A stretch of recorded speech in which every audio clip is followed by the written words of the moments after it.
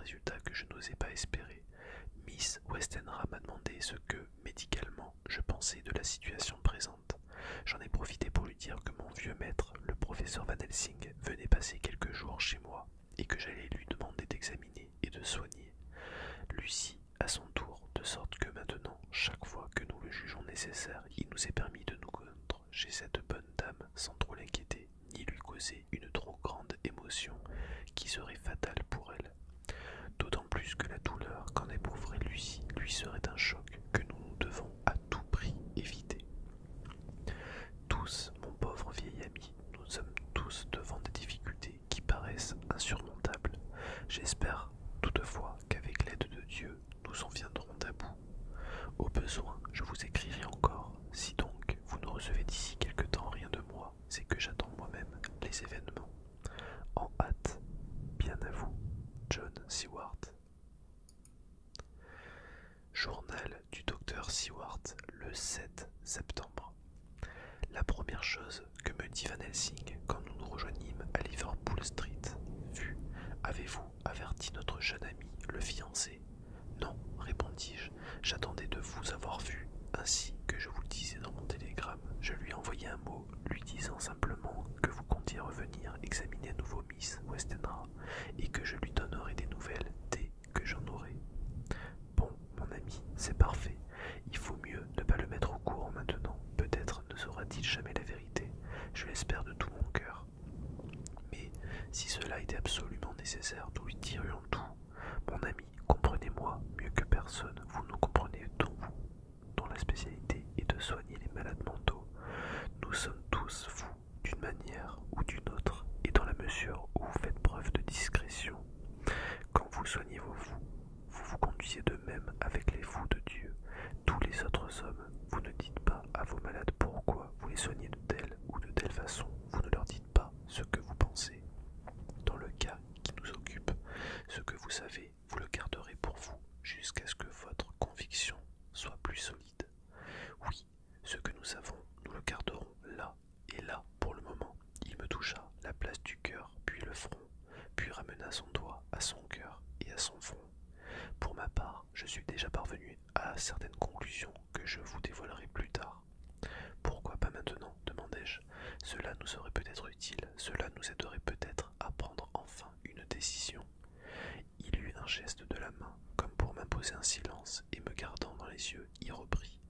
Mon ami John, quand le blé est sorti de terre, mais qui n'est pas encore mûr, tant que le lait de la terre maternelle est encore en lui, mais que le soleil n'a pas encore commencé à le peindre de ses couleurs d'or, le laboureur arrache un épi qu'il écrase entre ses mains rugueusement et souffle sur le grain encore vert, en vous disant « Regardez, c'est du bon blé, cela promet une fameuse récolte. » Je lui avouai que je ne saisissais pas le rapport entre cette allégorie et ce dont nous parlions. Avant de répondre, il vint me prendre le bout de l'oreille et par jeu l'attira, ainsi qu'il en avait l'habitude quand j'assistais à ses cours des années auparavant. Finalement, il m'expliqua. Le bon laboureur parle ainsi parce qu'il sait maintenant que la récolte sera bonne, mais il l'ignore avant de voir l'épi. Mais jamais un bon laboureur ne déterrera le blé qu'il a semé afin de voir s'il pousse. Les enfants qui jouent au laboureur agissent ainsi, mais non pas ceux qui cultivent la terre pour vivre.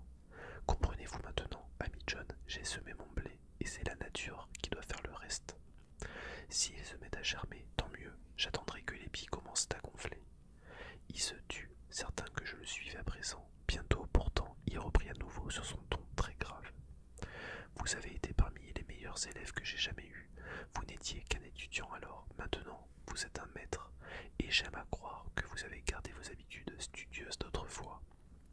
Souvenez-vous, mon ami, que le savoir est plus important que la mémoire, et que nous ne devons pas nous fier aveuglément aux notions acquises, même si vous avez abandonné ces habitudes d'antan. Reprenez-les, et laissez-moi vous dire que le cas de notre chère demoiselle peut devenir, attention, n'est-ce pas, je dis, peut devenir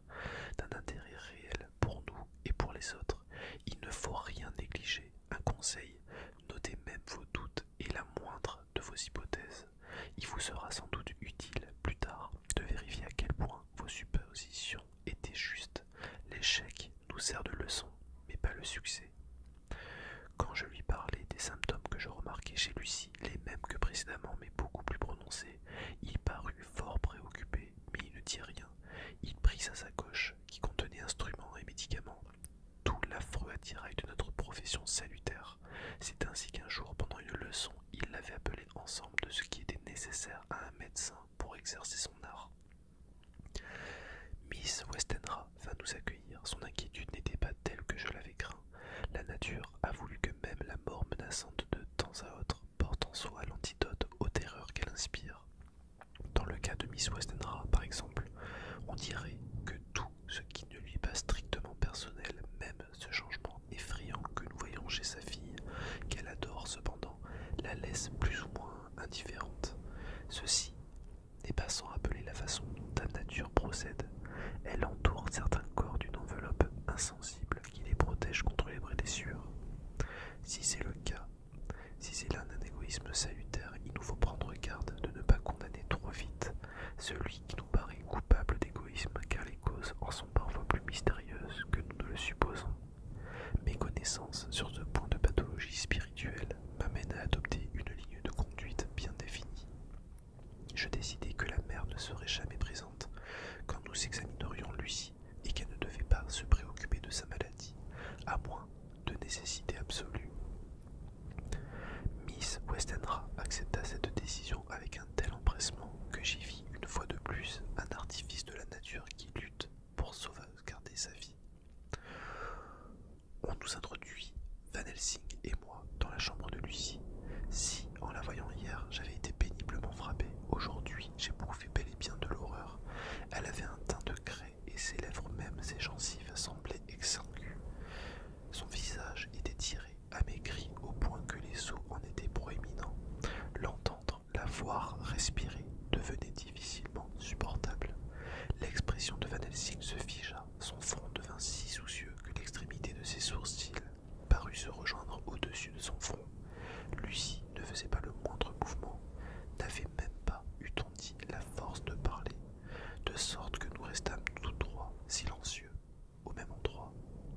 Puis Van Helsing me dit et me fit un léger signe de tête, et nous sortîmes de la chambre sur la pointe des pieds. Dès la porte refermée, nous pressâmes le pas pour gagner la chambre voisine, et là aussitôt, le professeur repoussa la porte et dit « Mon Dieu, c'est terrible, il n'y avait pas une minute à perdre, elle va tout simplement mourir faute de sang. Elle n'en a même plus assez. Pour que le cœur fonctionne, il faut tout de suite faire une transfusion. Qui de nous deux? Je suis le plus jeune et le plus fort professeur, ce sera donc moi. Alors tout de suite, préparez-vous, je vais chercher ma trousse. » Je descendis avec lui et comme nous arrivions en bas de l'escalier, on frappa à la porte d'entrée. La bonne ouvrit, c'était Arthur, il se précipita vers moi, l'émotion l'empêchait presque de parler. « Jack, je suis si inquiet, me dit-il à voix basse. Votre lettre, je l'ai lue entre les lignes et depuis lors, vous ne pouvez savoir combien je souffre. Comme mon père va mieux, j'ai décidé de venir me rendre compte de ce qui se passe réellement. Le docteur Van Helsing, je crois, je vous suis si reconnaissant, monsieur, d'être venu. » Le professeur, au moment où il l'avait vu entrer, n'avait pu cacher son mécontentement d'être interrompu pendant son travail, en un moment aussi critique, mais l'instant d'après, comprenant sans doute la résolution courageuse qui faisait agir ce garçon, ses yeux brillèrent et sans attendre, il lui dit, en lui tendant la main: « Vous arrivez à temps, monsieur. Vous êtes le fiancé de notre chère demoiselle, n'est-ce pas? Elle est mal, elle est au plus mal. Mais non, jeune homme, ne vous laissez pas abattre de cette façon. » Car Arthur, devenu très pâle, s'était laissé tomber presque évanoui sur une chaise. « Vous êtes courageux, au contraire, vous allez l'aider. Vous pouvez faire pour elle plus que n'importe qui au monde, et précisément, c'est par votre courage que vous pouvez le mieux lui venir en aide. » « Que puis-je donc faire ?» demanda-t-il d'une voix faible. « Dites-moi, et je n'hésiterai pas un moment. Ma vie lui appartient, et je donnerai tout pour la sauver, jusqu'à la dernière goutte de mon sang. » Le professeur avait toujours eu de l'humour, et j'en vis encore un trait dans sa réponse. « Mon jeune monsieur, fit-il, je ne vous demande pas tant, je ne vous demande pas jusqu'à la dernière goutte de votre sang. Mais que faut-il faire alors ?» Il y avait du feu dans ses yeux, et ses narines palpitaient d'impatience. Van Helsing lui donna une tape sur l'épaule. « Venez, dit-il, c'est un homme comme vous qu'il nous faut. Vous conviendrez beaucoup mieux que moi, beaucoup mieux que mon ami John. ne saisissait pas le sens de ses paroles et le professeur lui expliqua doucement. Oui, la jeune demoiselle est mal, elle est très mal. Il ne lui reste, pour ainsi dire, plus de sang, et nous devons lui en rendre, ou elle mourra. Nous nous étions mis d'accord, mon ami John et moi, pour lui faire ce que nous appelons une transfusion de sang, et John allait donner le sien, puisqu'il est beaucoup plus jeune et plus fort que moi. Ici, Arthur me saisit la main et la serra longuement et avec force. Mais à présent, poursuit Van Helsing, à présent que vous êtes ici, vous êtes le plus fort de nous trois, peu importe qu'il soit jeune et moi vieux, puisque lui et moi, en tout cas, nous travaillons d'une façon intense avec notre cerveau. Nous n'avons donc pas les nerfs aussi calmes que les vôtres. Notre sang n'est certainement pas aussi rouge que celui qui coule dans vos veines. Arthur se tourna vers lui. Si vous pouviez savoir, commença-t-il, combien je serais heureux de mourir pour elle, alors vous comprendriez. Mais il dut s'interrompre, la voix étranglée. Brave garçon, s'écria Van Helsing, le jour viendra bientôt où, au fond de votre cœur, vous vous réjouirez d'avoir tout fait pour celle que vous aimez. Maintenant, venez avec nous et taisez-vous. Vous l'embrasserez une fois avant la transfusion, mais quand ce sera fait, vous nous laisserez. Vous quitterez la chambre dès que je vous ferai signe qu'il en est temps. Et pas un mot à Miss Westenra. Il faut l'aménager. Je ne vous apprends rien. Allez, venez. Nous montâmes tous les trois, mais le professeur ne voulut pas qu'Arthur entrât dans la chambre en même temps que nous. Il attendit sur le palier. Quand il nous vit, Lucie tourna la tête et nous regarda sans rien dire. Elle ne dormait pas, mais simplement, elle était trop faible. Un effort pour tenter de parler lui était impossible. Ses yeux, elle cherchait notre regard comme si elle eût voulu se faire comprendre, et c'était là tout ce dont elle était capable. Van Helsing ouvrit la trousse, y prit certaines choses qu'il posa sur une petite table que la malade ne pouvait voir. Il prépara un narcotique, puis revint au chevet de Lucie. Allons, petite demoiselle, fit-il gaiement, vous allez prendre ce médicament. Buvez bien tout ce qu'il y a dans le verre, comme une enfant sage. Regardez, je tiens le verre, vous le viderez plus facilement. Voilà, c'est parfait. Je fus étonné de voir combien de temps la drogue mettait à agir. Ceci montait à quel point la jeune fille était faible. Une éternité sembla s'écouler avant que le sommeil ne commençât à alourdir ses paupières. Toutefois, elle finit par s'endormir profondément. Dès que le narcotique eut produit son effet, Van Helsing fit entrer Arthur dans la chambre et le pria d'ôter son veston. Et maintenant, ajouta-t-il, vous pouvez l'embrasser, comme je vous l'ai dit. Pendant ce temps, je vais amener la table près du lit. Mon ami John, aidez-moi. De sorte que, tout à notre occupation, nous ne regardâmes pas Arthur tandis qu'il se penchait vers Lucie. Van Helsing me glissait dans l'oreille. Il est si jeune, si fort, et j'en suis certain, il a le sang si pur que nous n'avons pas à le défibriner. Alors, avec des gestes rapides mais précis et procédant avec méthode, il commença la transfusion. Peu à peu, la vie sembla de nouveau animer les joues de Lucie, tandis que le visage d'Arthur, de plus en plus pâle, rayonnait de joie. Mais l'inquiétude me prit, car si robuste que fût mon ami, je craignais qu'il ne supporte mal la perte de tant de sang. Je mesurai alors l'épreuve que l'organisme que Lucie avait dû subir, puisque tout ce sang que lui avait donné Arthur en s'affaiblissant, plus qu'on aurait pu s'y attendre, ne la ranimait que difficilement. Le visage du professeur demeurait grave, tandis que, montre en main, nous regardant se posant tantôt sur le malade, tantôt sur Arthur. Pour moi, j'entendais battre mon cœur. Van Helsing me dit alors, « Cela suffit, maintenant, occupez-vous de lui, moi, je m'occupe de la malade. » À quel point Arthur était affaibli, je m'en rendis seulement tout à fait compte lorsque tout fut terminé. Je soignai sa blessure et l'ayant pris par le bras, j'allais l'emmener quand Van Helsing parla sans même se retourner. On dirait vraiment que cet homme a des yeux dans la nuque. J'estime que le brave fiancé mérite un autre baiser. Qu'il le prenne tout de suite, ajouta-t-il en redressant l'oreiller sous la tête de la malade. Mais dans le léger mouvement que Lucie fut obligée de faire, les 3 rubans de velours noir qu'elle portait toujours autour du cou, qu'elle ferme par une boucle ancienne tout en diamant qu'Arthur lui avait donnée, remonta un peu et découvrait une marque rouge. Arthur ne parut rien remarquer, mais j'entendis l'espèce de sifflement bien connu chez Van Helsing quand il aspire profondément et qui trahit toujours chez lui une surprise mêlée d'émotion. Il ne fit aucune observation au moment même, mais il se retourna et me dit « Oui, descendez, avec notre si courageux jeune homme, vous lui donnerez un verre de Porto, et vous le ferez s'étendre un moment, puis il retournera chez lui pour reprendre un long repos, dormir de longues heures et manger le plus possible afin de se remettre complètement après tout ce qu'il vient de donner à sa bien-aimée. Il ne faut pas qu'il reste ici. Attendez, un mot encore. Je suppose, monsieur, que vous êtes anxieux de connaître le résultat de ce que nous avons fait. Eh bien, l'opération a parfaitement réussi. Vous avez sauvé la vie de la jeune demoiselle et vous pouvez rentrer chez vous, l'esprit en paix. Vous avez fait pour elle tout ce que vous pouviez faire. Je lui dirai quand elle sera guérie. Elle vous en aimera d'autant plus. Au revoir. Quand Arthur eut quitté la maison, je montai rejoindre le professeur. Lucie dormait encore, mais sa respiration était meilleure. À son chevet, Van Helsing la regardait attentivement. Le ruban de velours recouvrait à nouveau la marque rouge. Tout bas, je demandai au professeur: comment expliquez-vous cette marque sur sa gorge? Et vous, comment l'expliquez-vous? Je ne l'ai pas encore examiné, répondis-je, et je détachai le ruban. Exactement au-dessus de la jugulaire externe, on voyait comme deux petites marques qu'auraient laissées des ponctions, pas du tout saines d'aspect. Certes, ce n'étaient pas là les symptômes d'une quelconque maladie, mais les lèvres de ces plaies minuscules étaient blanches, usées, eût-on dit, comme par trituration. Je pensai immédiatement que cette blessure, s'il fallait appeler cela une blessure, pouvait avoir provoqué cette perte de sang si dangereuse. Mais je repoussai cette idée à peine conçue, car il me semblait absurde à en juger par l'extrême pâleur de Lucie avant la transfusion. Son lit tout entier aurait dû être baigné de sang qu'elle aurait perdu. Eh bien, fit Van Helsing. Eh bien, répondis-je, je n'y comprends rien.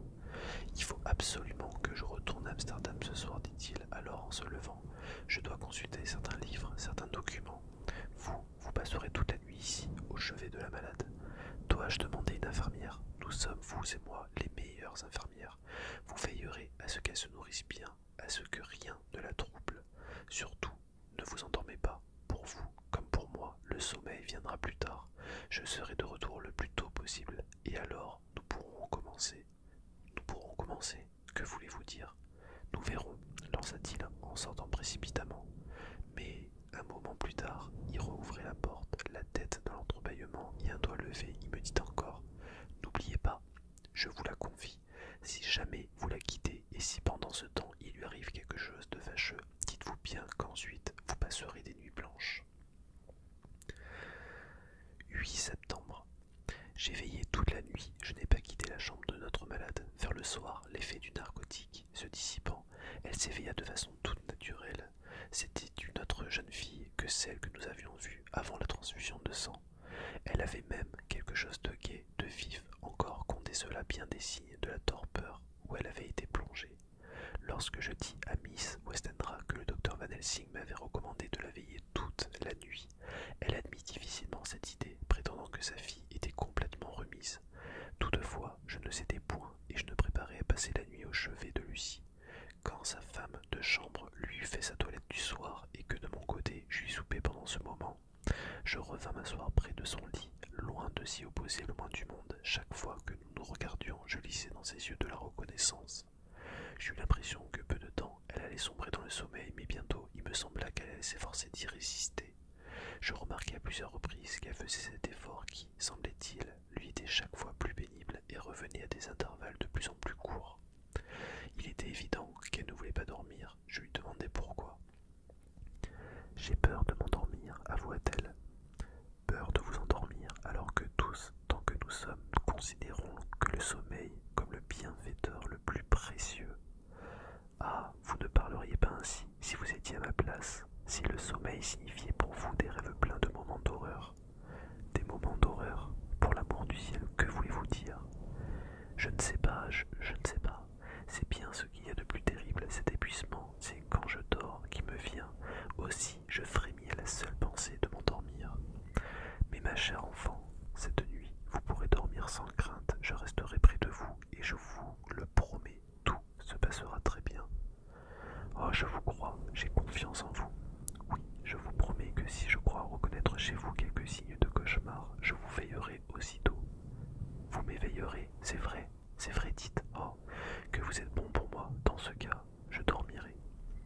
Et à peine eut-elle prononcé ces mots qu'elle poussa un grand soupir de soulagement et retomba sur l'oreiller. Je la veillai toute la nuit, à aucun moment elle ne remua.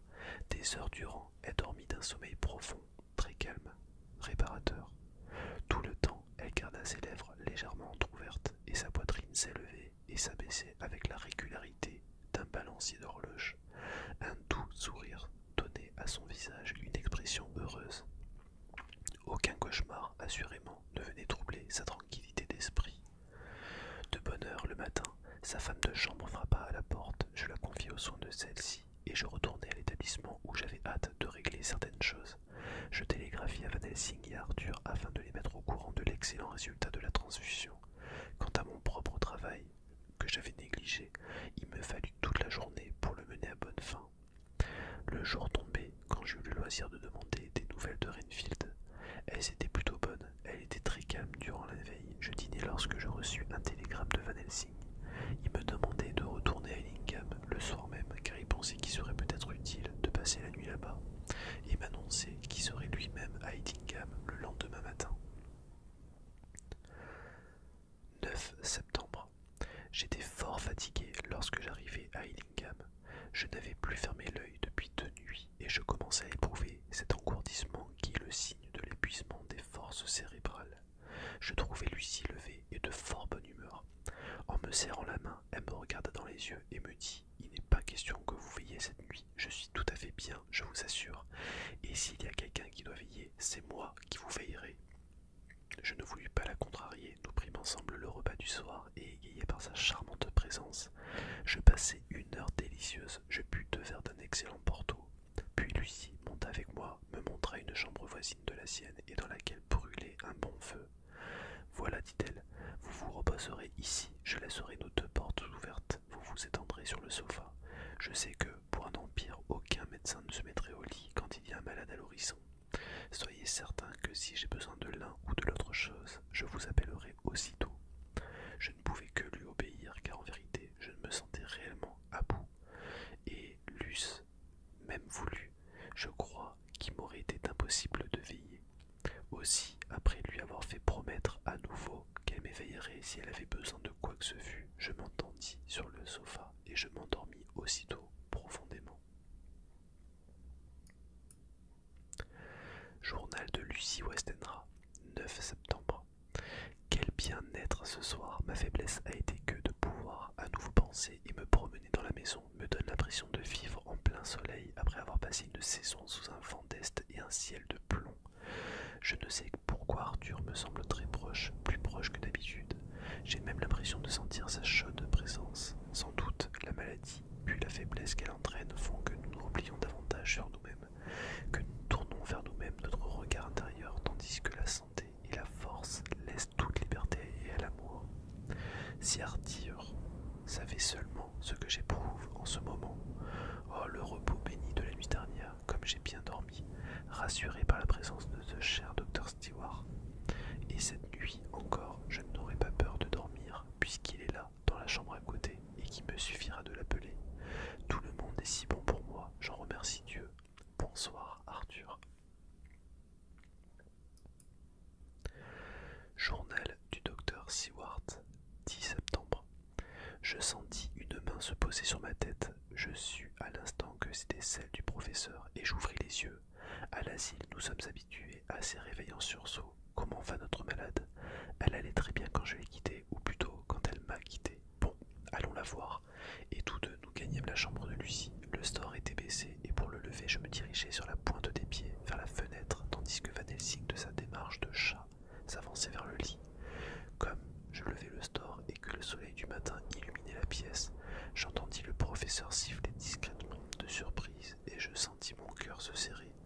Tandis que j'allais vers lui, il s'éloignait déjà du lit et son cri étouffé mais plein d'horreur.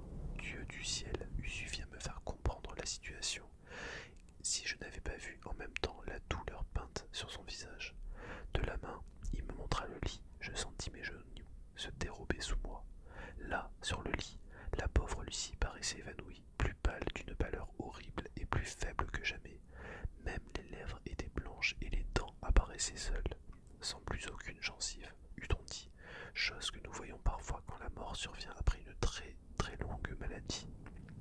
Van Helsing eut un mouvement comme si de colère, Il allait frapper du pied, mais il se retint, s'arrêtant dans son geste, et ce fut doucement qu'il reposa le pied à terre.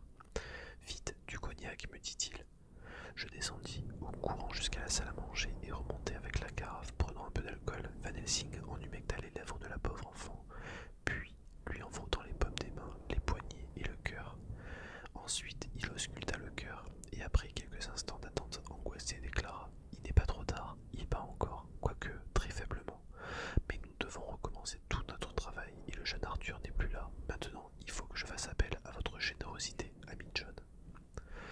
Tout en parlant, il prenait déjà sa trousse, les instruments nécessaires à la transfusion. De mon côté, j'avais enlevé mon veston et relevé ma manche de ma chemise, et sans perdre un moment, nous procédâmes à l'opération.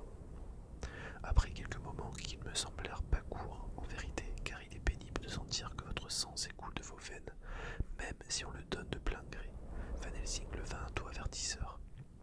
Ne bougez pas encore, me dit-il. Attendez, mais je crains que ses forces revenant, elle ne s'éveille et ce serait dangereux, très dangereux. Il nous faut prendre des précautions, il faut lui faire une injection de morphine. L'effet de la morphine fut satisfaisant, car il nous sembla que, chez notre malade, l'évanouissement se transformait peu à peu en un sommeil dû au soporifique. Ce ne fut pas sans un sentiment de fierté que je vis ses joues et pâles et ses lèvres livides reprendre quelques couleurs. Un homme doit en avoir fait l'expérience pour savoir ce que l'on éprouve à donner son sang pour sauver la vie de la femme que l'on aime. Le professeur m'observait. Cela suffira, dit-il. Déjà, demandai-je étonné. Vous en avez pris davantage l'autre jour quand c'était Arthur qui le donnait. En souriant d'un sourire qui avait quelque peu un air triste, il me répondit: Arthur et son fiancé, vous avez beaucoup à faire, vous devez vous occuper non seulement d'elle, mais de vos autres malades. Oui, c'est bien suffisant.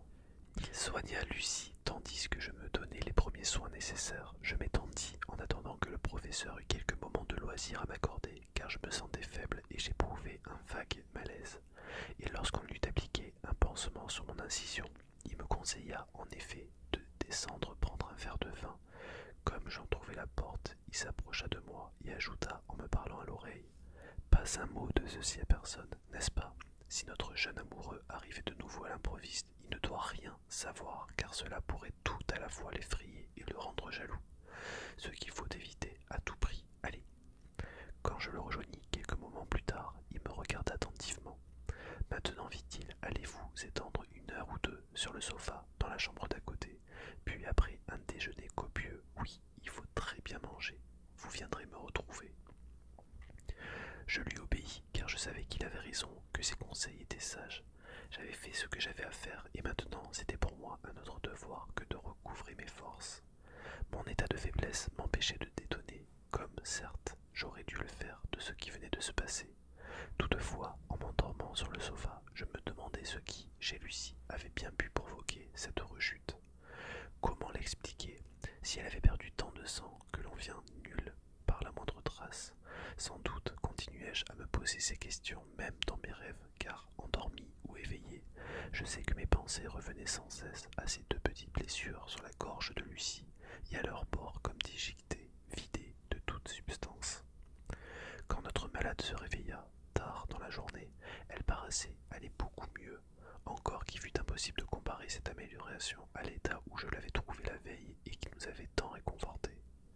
L'ayant examiné, Van Helsing nous quitta pour aller respirer un peu d'air pur après m'avoir recommandé de ne pas la laisser seule, ne fût-ce qu'1 minute. Je l'entendis qui, en bas de l'escalier, demandait où se trouvait le bureau du télégraphe le plus proche. Lucie bavarda longuement avec moi, sans paraître se douter du moins du monde de ce qui s'était passé. J'essayai de l'amuser, de l'intéresser en lui parlant de choses et d'autres, et quand sa mère monta pour la voir, j'eus la certitude que, de son côté, elle ne s'aperçut d'aucun changement chez la malade. Comment pourrions-nous vous remercier de tout ce que vous avez fait pour nous, docteur, me dit-elle sur un ton de profonde reconnaissance. Mais maintenant, vous devez veiller à ne pas vous épuiser vous-même. À votre tour, vous êtes bien pâle. Vous devriez vous marier, croyez-moi, une femme qui vous soigne et qui ait des attentions pour vous, voilà ce qu'il vous faudrait. Lucie rougit l'espace d'un moment. Il est vrai, ses veines si appauvries ne pouvant soutenir plus longtemps un afflux de sang vers la tête. Elle redevint d'une pâleur extrême en tournant vers moi ses yeux implorants. Je souris en lui faisant un petit signe de tête entendu et en posant un doigt sur mes lèvres.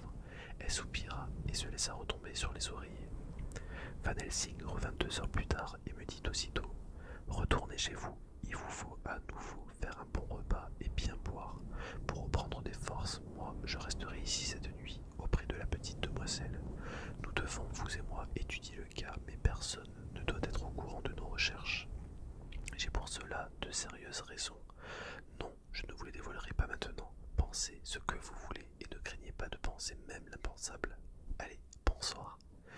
Dans le corridor, 2 servantes vinrent me demander si elles ne pouvaient pas, ou au moins l'une d'entre elles, passer la nuit au chevet de Miss Lucy.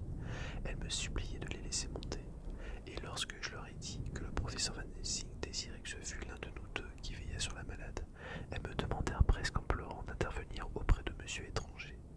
Ce geste de leur part me toucha plus que je pourrais leur dire.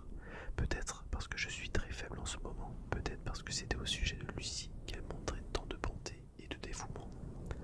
Je revins ici, de temps à autre, pour que l'on me servît à dîner, puis j'allais voir mes malades. Tout va bien de ce côté, et maintenant j'écris ces lignes en attendant le sommeil qui ne tardera pas à venir, je le sens. Le 11 septembre. Cet après-midi, je suis retourné à Ellingham. Lucie était beaucoup mieux et Van Helsing avait l'air satisfait. Peu après mon arrivée, on vint remettre au professeur un gros colis qui venait de l'étranger. Il l'ouvrit avec empressement affecté bien sûr, puis se retourna vers Lucie en lui tendant un gros bouquet de fleurs blanches. « C'est pour vous, Miss Lucy, lui dit-il. « Pour moi, oh, docteur Van Helsing. Oui, ma chère enfant, mais pas pour orner votre chambre, ce sont des médicaments. » Ici, Lucie fit la grimace. « Mais non, ce n'est pas pour faire des infusions ou des décoctions au goût désagréable. Ne prenez donc pas cet air. Voyez-moi ce visage si charmant il y a un moment à peine.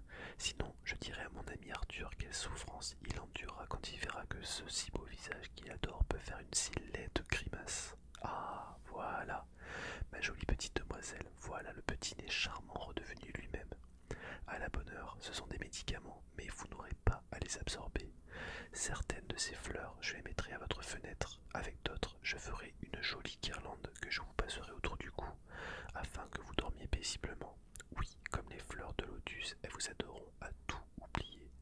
Le parfum ressemble à celui des eaux du l'été et à celui de cette fontaine de jouvence que les conquistadors allèrent chercher en Floride, mais qui trouvèrent beaucoup trop tard. Pendant qu'il parlait, Lucie contemplait les fleurs et respirait leur parfum. Bientôt, elle les repoussa en riant, mais aussi avec un air un peu dégoûté. « Oh, professeur, je crois que vous vous moquez de moi. Ces fleurs, mais ce sont simplement des fleurs d'ail. » Je fus assez surpris de voir Van Helsing se lever puis répondre gravement en fronçant les sourcils. « Je ne me moque jamais de personne, jamais. Tout ce que je le fais avec le plus grand sérieux, et je voudrais que vous ne contrariez ni mes intentions, ni les mesures que je veux prendre.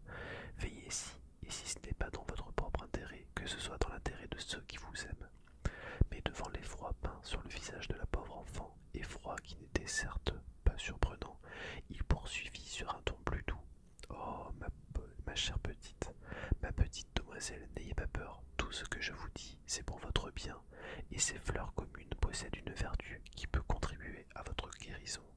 Voyez, je les placerai moi-même dans votre chambre, moi-même je dresserai la couronne que vous porterez autour du cou, mais chut, de tout ceci, il ne faut parler à personne, ne rien répondre aux questions que l'on pourrait vous poser à ce sujet.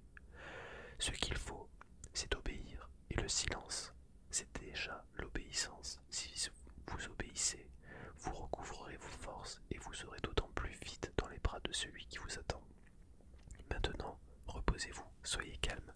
Allons, mon ami John, aidez-moi à orner la chambre de ces fleurs que j'ai commandées directement à Harlem, où mon ami Vanderpool les cultive dans ses serres, d'un bout à l'autre de l'angle. Je l'ai prié hier par télégramme de me les envoyer. Nous sommes donc montés avec les fleurs dans la chambre de Lucie. Tout ce que fit le professeur était assurément insolite et s'éloignait de toute pharmacopée existante. D'abord, il ferma soigneusement les fenêtres, veilla à ce que personne ne pût les réouvrir, puis, prenant une poignée de fer, il les frotta dans les châssis comme s'il voulait que le moindre souffle d'air entrant dans la chambre par une interstice quelconque fût imprégné d'une odeur d'ail. Enfin, il alla frotter de même tout le chambranle de la porte, en haut, en bas et sur les deux côtés, ainsi que même sur le manteau de cheminée tout entier. Je me demandais dans quel but il agissait ainsi. « Écoutez, maître, lui dis-je après quelques moments, je sais qu'il y a toujours une raison à tout ce que vous faites, mais ici, vraiment, je ne comprends pas. Certains, à vous voir, croiraient que vous préparez un charme qui doit interdire l'accès de la chambre à quelques esprits malins. Eh bien oui, peut-être, me répondit-il tranquillement, et il se mit à dresser la couronne. Nous attendîmes alors que Lucie nuit, et lorsque vint dire qu'elle était mise au lit, Van Helsing alla lui-même lui passer la couronne autour du cou. Avant de la quitter, il lui dit encore: attention, gardez bien ces fleurs telles que je vous les ai mises, et sous aucun prétexte, même si vous trouvez que la chambre semble renfermée, vous ne pouvez cette nuit ouvrir la porte ou la fenêtre. Je vous le promets, répondit Lucie, et 1000 fois merci à tous les deux pour la bonté dont vous me témoignez. Qu'est-ce que j'ai fait pour que le ciel me donne des amis aussi précieux? Tandis que nous éloignions de la maison, Van Helsing me dit: ce soir, enfin, je pourrai dormir sur les deux oreilles, et j'en ai eu vraiment besoin. 2 nuits passées à voyager, entre-temps une journée de lecture et de recherche, beaucoup d'inquiétude en revenant ici, puis encore une nuit à veiller sans fermer l'œil. C'est suffisant. Demain, de bonne heure, vous m'appellerez, et ensemble nous reviendrons voir notre jolie petite demoiselle, que nous trouverons bien plus forte à cause de mon charme. Devant sa confiance qui semblait inébranlable, je me souviens de celle que j'avais eue 2 soirs auparavant pour éprouver ensuite une si terrible déception, et je me mis à redouter le pire. C'est sans doute à cause de mon état de faiblesse que j'hésitais à avouer mes craintes